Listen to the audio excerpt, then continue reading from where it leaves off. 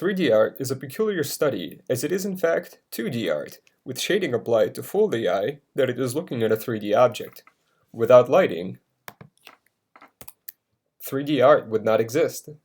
To understand terminology such as ambient occlusion, final gathering, global illumination, and what buttons do we need to push in order to get a program to get the effects that we want, we need to understand why we need those in the first place and how they came to be. After all, many of the modern CG technologies weren't just dumped on artists by a bunch of engineers who were left to scramble and make sense of it, but were a result of an artistic plea to make objects in 3D look pleasant.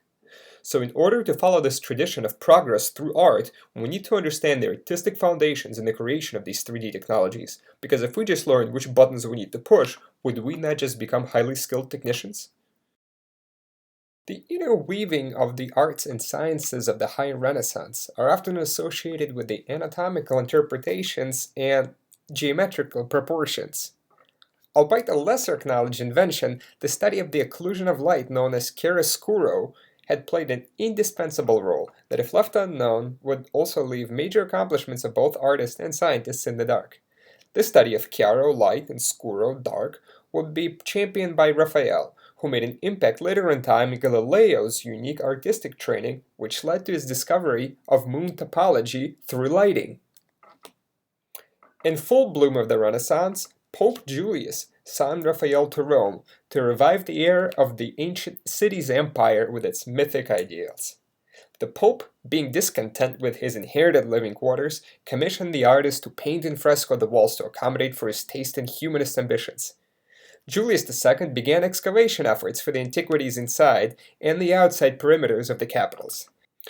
While many of the frescoes were uncovered, Raphael was captivated by the shaping of light in their reliefs, the way ancient carvers and plasterworkers depended on light and shadow to provide the illusion of perspective, but not of deep space. The trick was to provide the simulation of perspective, to immerse the onlooker into a world with reality in accordance to nature.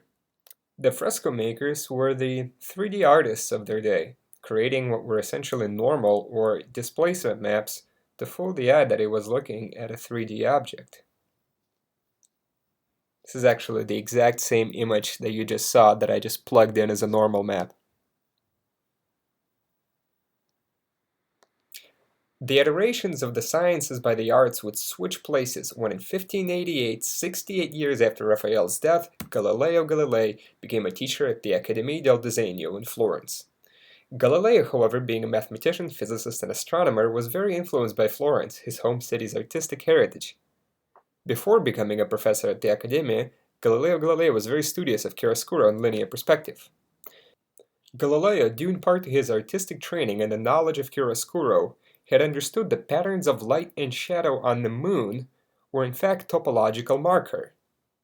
While not being the first one to observe the moon through a telescope, he was the first to deduce the cause of the uneven waning as light occlusion from lunar mountains and craters.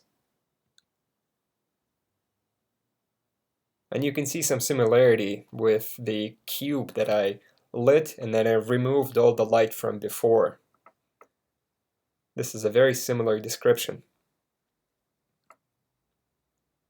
And these are actually Galileo's drawings of the moon. And you can see here he demonstrates occlusion, shading, and some ambient occlusion as well. So the moon was not what was long thought to have been a translucent and perfect sphere, as Aristotle claimed, and hardly the first planet, an eternal pearl to magnificently ascend into the heavenly empyrean, as put forth by Dante. Accumulating his accusations for heresy and for his further discoveries led to his conviction and house arrest, in which he ended his days. Lighting shifts paradigms and is essential to the entire existence of 3D art.